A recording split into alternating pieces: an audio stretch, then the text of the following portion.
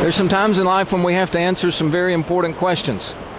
I'm standing in a place called Caesarea Philippi, or Banyas as it is seen on the Israeli map today.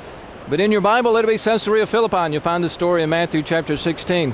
When Jesus walked with his disciples all the way up here, it's about 40 miles, some severe mountain climbing, and he wanted to ask them two questions. It turns out at least one of those questions was the most important question that those men had ever answered. The reason Jesus brought the disciples here deals with the history of this place. That cave behind me is very, very important.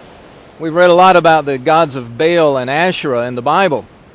Well, in the winter, the legends said about these gods, these false gods, they had to go somewhere because all the crops died. The water that Baal was in charge of was suddenly missing because of the way things died in the winter.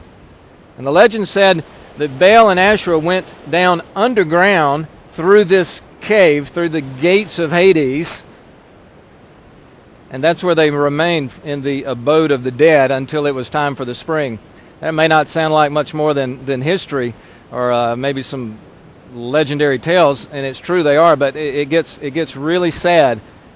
The people believed that Baal required a blood sacrifice, and to lure him out of this cave so that spring would come again, there came a time in Israel's history when child sacrifice came here.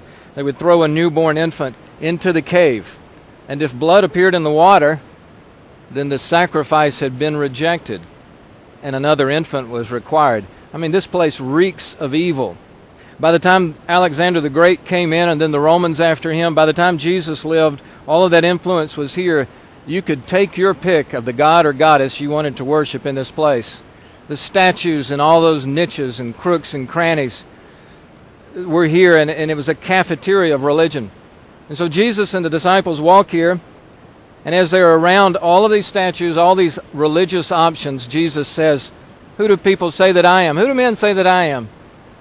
Well, they gave him some different answers. Some say you're Elijah. Some say a great prophet. Some say John the Baptist come back to life. Jesus turned and asked that one most important question right then. He said, "But who do you say that I am?" Can you imagine they walked all this way just to hear that one question? Peter's the one who finally answered. He said, "You're the Christ, the Son of the living God." No rock God for us. We've seen the miracles. We've seen the evidence. You're the Son of the living God. Jesus was very pleased with the answer. And he said to Simon Peter, now at that point he had only been called Simon. His mom had called him Simon, his dad had called him Simon. But he said, "I'm going to give you a new name. I'm going to call you Cephas," which means rock. We get the word Peter from that. All around us is a flat rock. I mean, it's just rock everywhere. He said, "Peter, here's what I want to do. I want to build my church on this rock, and the gates of Hades will not prevail against it." You know, history has shown us that the Catholic Church interprets that passage to say that's why Peter's the first pope. The Protestant Church came along and said, no, it's not that Peter's the first pope, it's what he said, it's his confession that's so important. But you look around here, there's rock everywhere. I mean, this country is filled with rock. And Jesus said, "I'm going to build my church on this rock." With all the evil that was going on here, guys, the last thing they would expect is a church right here. But I want you to go and influence your world. I want you to go make a difference.